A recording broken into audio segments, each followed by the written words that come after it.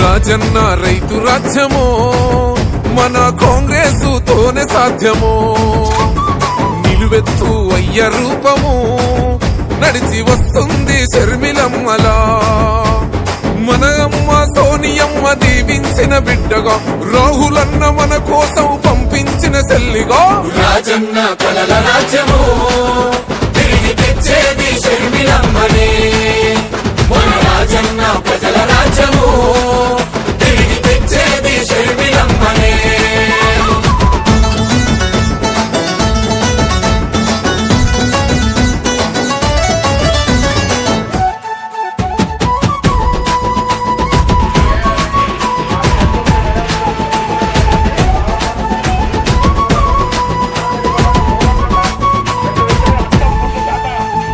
మన ఆంధ్రుల ఆడబిడ్డ గదిగో వచ్చే ఓ రాజన్న రోజులనే మరలా తెచ్చే ప్రజల గుండె చప్పుడైన తండ్రి పాలన తుంగలోన తొక్కిన ఈ నేతలపైన ఓహో తిరుగుబాటు చేసేందుకు తరలి వచ్చే కాలిలా గెలుపు గడప చేరు వరకు అలసిపోదు షర్మిలా రాజన్న రైతు రాజ్యము మన కాంగ్రెస్ తోనే సాధ్యము నిలువెత్తు అయ్య రూపము నడిచి వస్తుంది షర్మిలమ్మలా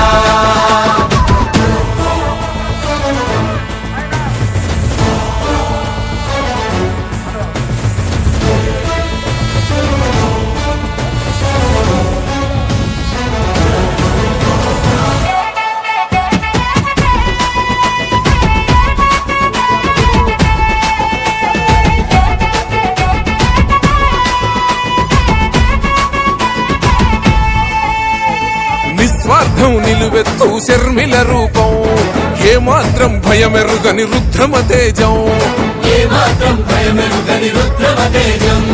కష్టంలో ఉన్నతో పుట్టు కోసం ఆనాడే చేసింది మరువని త్యాగం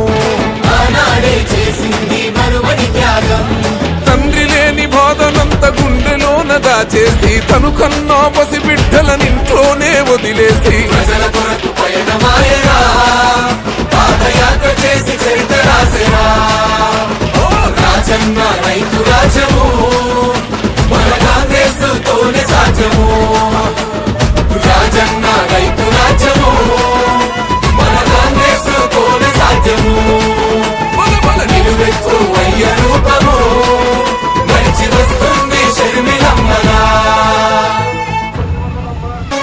రాజన్న రైతు రాజ్యమో మన కాంగ్రెస్ తోనే సాధ్యమో నిలువెత్తు అయ్య రూపము నడిచి వస్తుంది షర్మిలమ్మలా మన అమ్మ సోనియమ్మ దీవించిన బిడ్డగా రాహులన్న మన కోసం పంపించిన సెల్లిగా రాజన్న కలల రాజ్యము తిరిగి తెచ్చేది షర్మిలమ్మనే మన రాజన్న ప్రజల రాజ్యము తిరిగి తెచ్చేది షర్మిలమ్మనే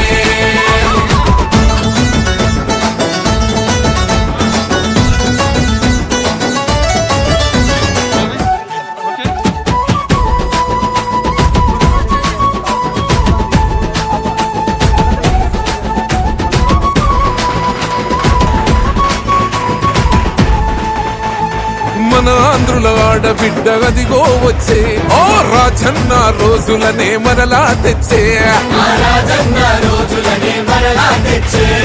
ప్రజల గుండె చప్పుడైన తండ్రి పాలన తుంగలోన తొక్కిన ఈ నేతలపైన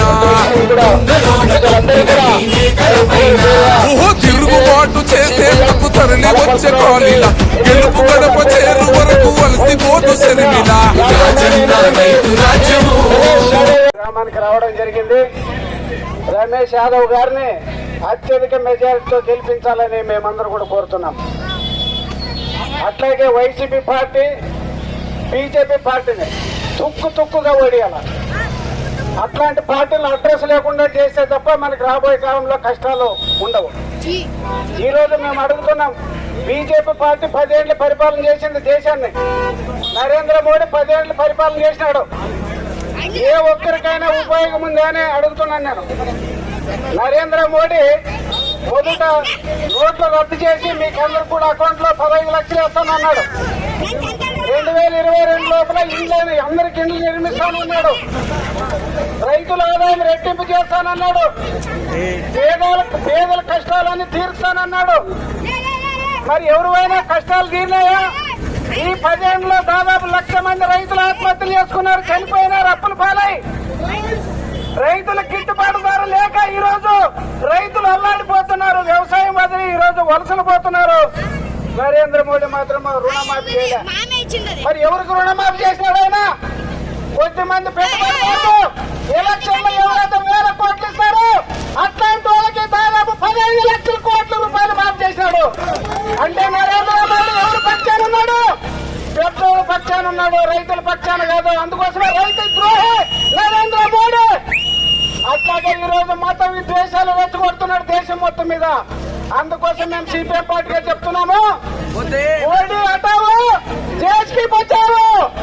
ఈ మోడీని ఈ భారతదేశం నుంచి తరిమేయండి, ఈ దేశాన్ని రక్షించండి అని మేము కోరుతా ఉన్నాము. ఈ రోజు హిందూ ముస్లిం మధ్య విద్వేషాలు రెచ్చగొట్టి ఈ రోజు ఓట్లు అడుగుతున్నాడు సిగ్గులేక నరేంద్ర మోడీ.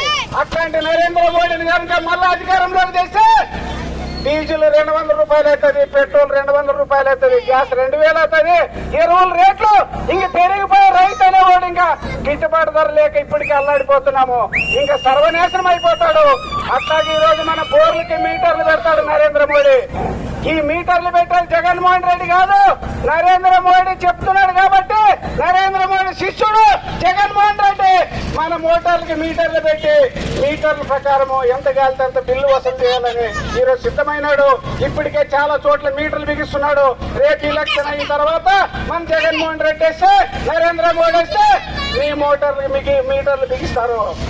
మీటర్లు బిగిస్తే వ్యవసాయం చేసుకోలేవు. అట్లాగే ఇప్పుడు చెప్పాడు అన్న సమగ్ర భూ సర్వే. ఆ సర్వే చేసి ఇప్పుడు చాలా గ్రామాల్లో సర్వేలు చేస్తున్నారు భూములు.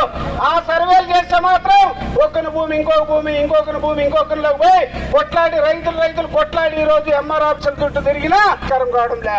ఈ రోజు ఎక్కడైతే భూములు ఉన్నాయో పేదలు ఆక్రమించుకొని సాగు చేసుకుంటున్నారు.